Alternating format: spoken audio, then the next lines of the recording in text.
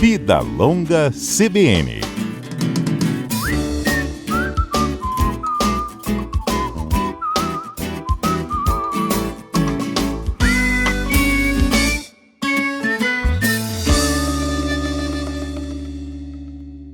A Organização Mundial de Saúde fez uma projeção de que o número de casos de câncer para o ano de 2050 será 77% maior do que o ano de 2022, ano em que foram registrados mais de 20 milhões de casos em todo o mundo.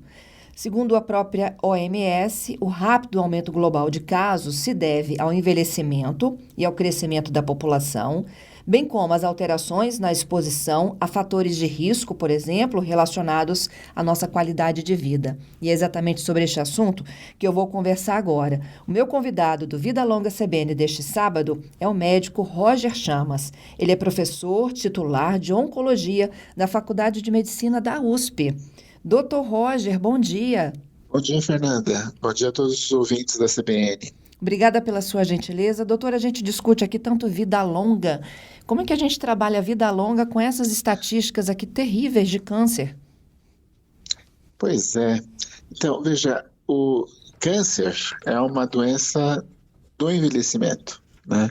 Então, quanto mais nós vivemos, maior o nosso risco de desenvolver câncer.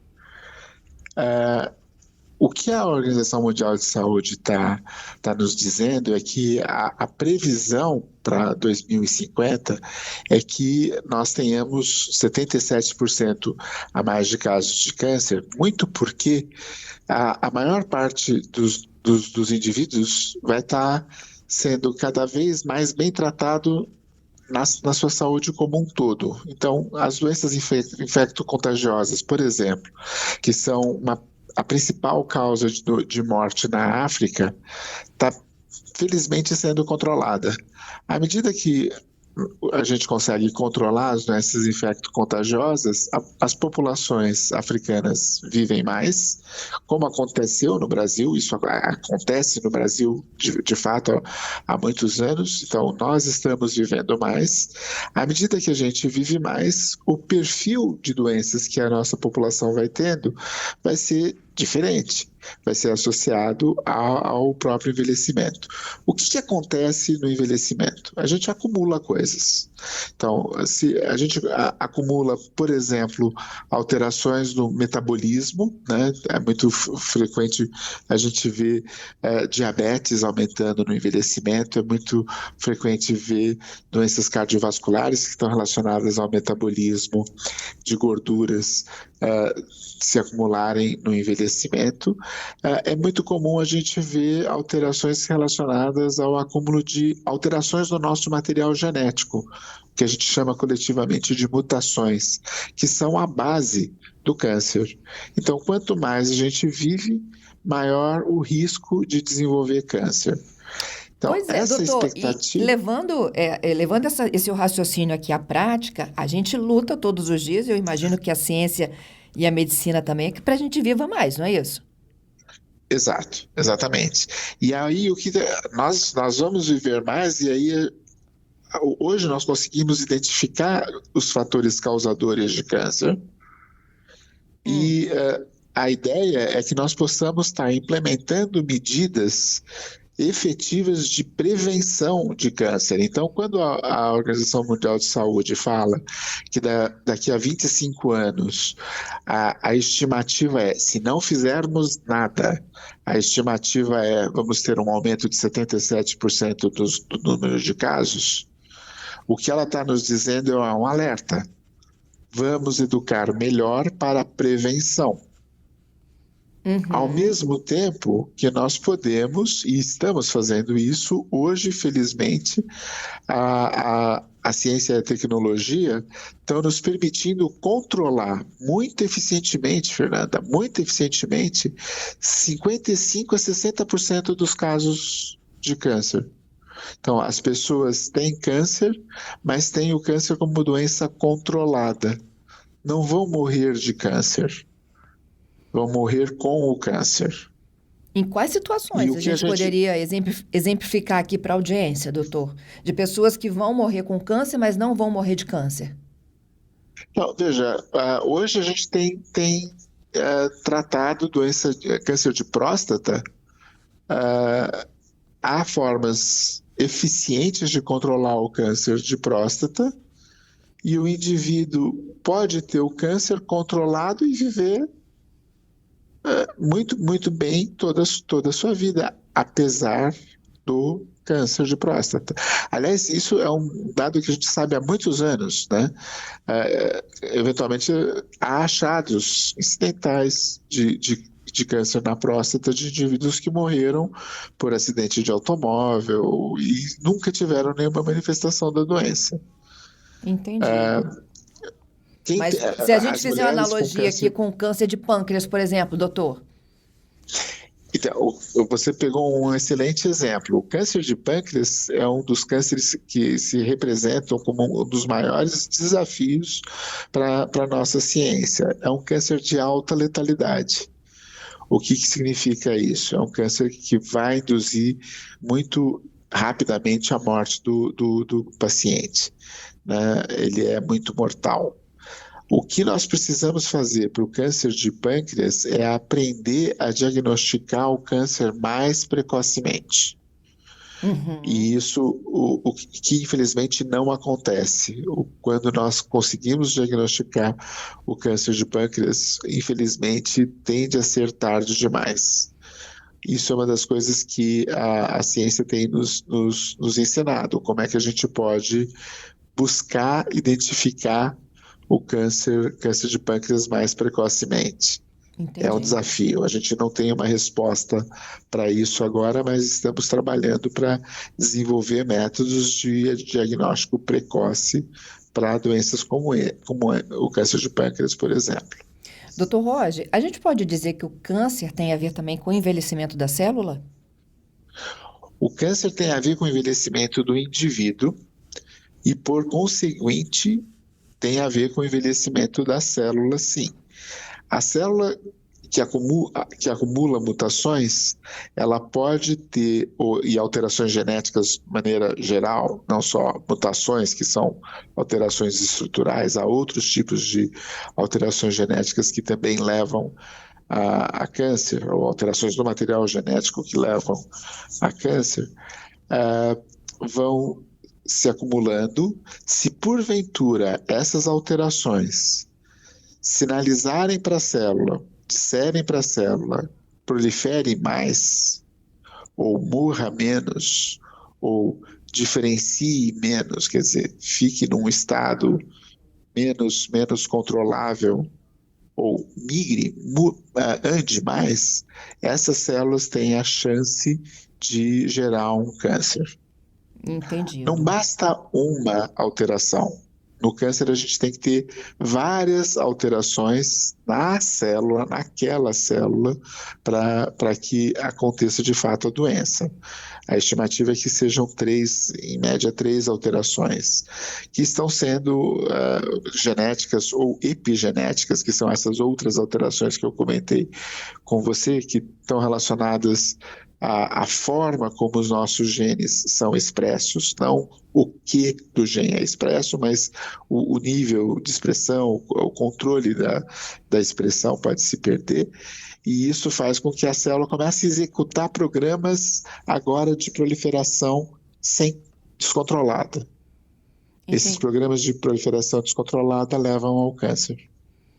Entendido. O doutor Roger, tem um desafio, né? Do cidadão, ele tentar sobreviver, né? E não contrair um câncer ao longo desses Sim, próximos anos. E aí ele tem que melhorar a expectativa de vida dele enquanto alimentação, atividade funcional, estresse e tudo mais. isso, E da ciência de isso. correr atrás aí de É. soluções nesse curto espaço de tempo para não ter uma população toda envelhecida e doente.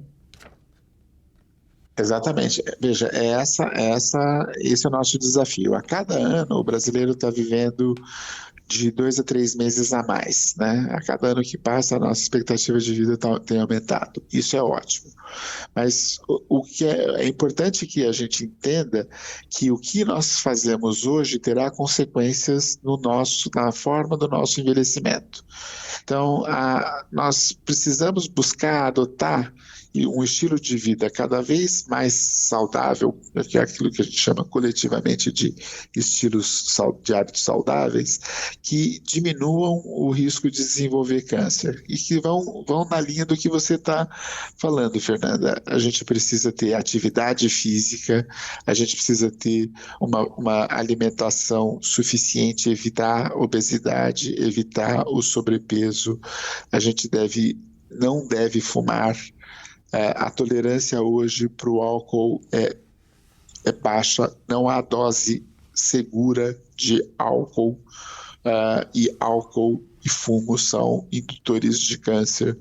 Há alguns cânceres que são relacionados a infecções contagiosas, como, por exemplo, do vírus HPV.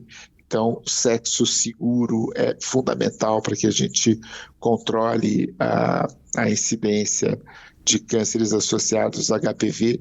E hoje a gente até tem vacinas que permitem a prevenção de infecções por HPV, que são dadas no Sistema Único de Saúde, pelo nosso Plano Nacional de Imunização para crianças de 9 a 14 anos, meninos e meninas, que podem estar recebendo a vacinação, que vai diminuir o risco, muito importantemente, de ter cânceres associados a HPV. Então, essas são algumas medidas que certamente nos vão fazer viver melhor. Você comentou do estresse. Uhum. A gente não tem evidência real de que estresse seja indutor de câncer. Então, a gente não sabe se o estresse causa câncer. Mas certamente a qualidade de vida de um indivíduo que tem estresse é pior, e isso diminui muito a chance desse indivíduo aderir bem a tratamentos. Então, apesar do estresse não ser um causador de câncer, não há evidências que mostrem isso, ele interfere na qualidade de vida da pessoa e na adesão da pessoa ao tratamento. Eu imagino que sim. Eu tinha um comentarista, Dr. Roger, né, que também é oncologista, e que ele dizia muito o seguinte: uma pessoa que está bem consigo mesma, né, não adoece. Ela busca tudo para conspirar a favor, né? Isso. Veja, assim, existe a doença, ela mesma, existe a percepção da doença, existe a forma como a pessoa vai enfrentar a doença caso ela exista. Então, a gente precisa trabalhar em todos esses níveis, né?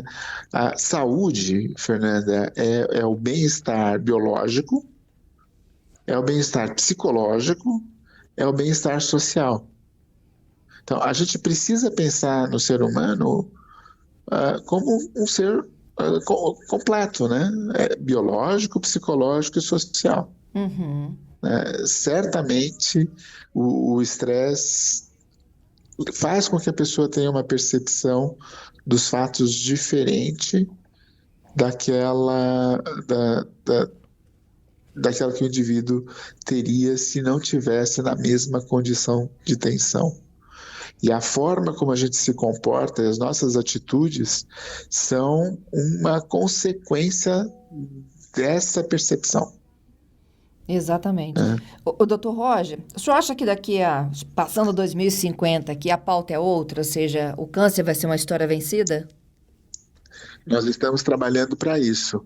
E eu espero que a nossa geração seja eficiente, Fernanda. A gente quer transformar câncer numa doença crônica absolutamente controlável, e há muita coisa na ciência e tecnologia aparecendo hoje, que na realidade aparecendo há vários anos já, mas a gente tem coisas novas aparecendo, pipocando a cada momento, que assim, nós não estamos parando de trabalhar, pelo contrário. Uhum. A nossa meta é controlar o câncer.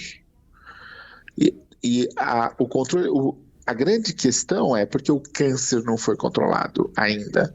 Porque o câncer não é uma só doença. Cânceres são centenas de doenças diferentes, que podem ter histórias diferentes. Então, não haverá uma cura para todos os tipos de câncer. Mas Não ao haverá entender uma por que o bala organismo, mágica. perdão, quando a gente entende por que o organismo desenvolve isso, a gente está no caminho?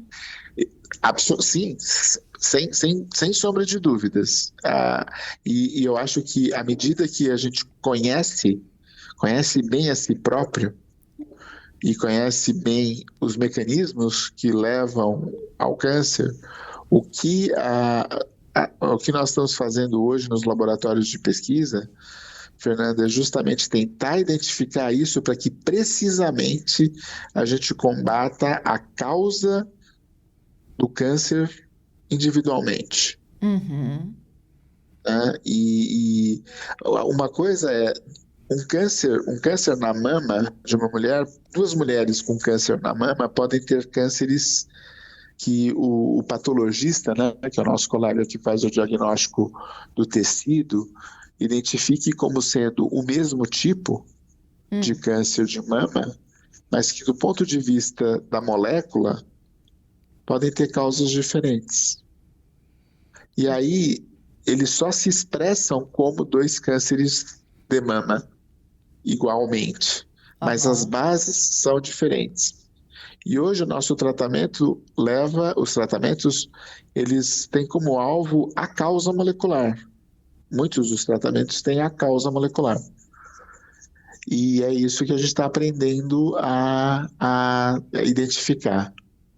E tem um aspecto a mais, que é o aspecto que nos diz que precisamos ser mais rápidos, é que como o câncer é uma doença genética e as células duplicam, elas vão dividindo, o câncer varia. E essa variabilidade faz com que a doença mude, o câncer muda. Entendido. E o que o indivíduo começa tratando, ele pode eficientemente curar aquela doença, mas eventualmente uma outra célula que evoluiu a partir do câncer original pode tomar o lugar. Entendi. E aí a gente vai ter uma outra doença. Então o que a gente precisa aprender é a identificar, diagnosticar essa outra doença. Não tratar o câncer refratário, né, aquele que não respondeu ao tratamento, como sendo a mesma doença lá do início, mas uma doença que evoluiu a partir dessa primeira doença. E tudo isso está sendo feito. Isso é um desafio científico, isso é um desafio médico, isso está sendo feito e eu sou um otimista incorrigível. Eu tenho para mim que a gente vai conseguir entender melhor e a partir daí a gente vai buscar controlar a doença de maneira eficiente. A gente está assim, eu me formei há pouco mais de 30 anos atrás. O cenário há 30 anos atrás era muito pior do que o cenário que é hoje. Hoje, nós conseguimos controlar de 55% a 60% dos casos. Tá certo? Isso é muito bom. Viva a ciência, né, doutor? Atrás, isso é ciência. Eu acho que a primeira coisa, a gente precisa confiar na ciência. A ciência ela tem nos trazido muito boas, tem um impacto social muito, muito grande. A vacinação é ciência e a gente consegue controlar cânceres associados a HPV.